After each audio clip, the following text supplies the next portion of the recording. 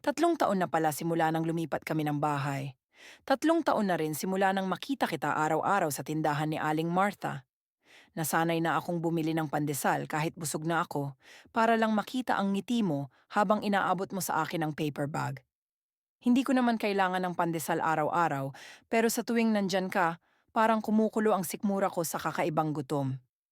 Gutom na hindi kayang punan ng pandesal. Sana alam mo, John, na para sa iyo ang mga sobrang luto kong itlog at sobrang init na kape na pinapadeliver ko sa tindahan ninyo tuwing umaga. Sana alam mo na ikaw ang dahilan kung bakit masigasig akong bumubuo ng mga tula na hindi ko naman naipapasa. Ngayon, pinagtitipon ko ang lahat ng tapang ko para sabihin ito. John, gusto kita. Hindi lang bilang suki sa tindahan, kundi bilang higit pa.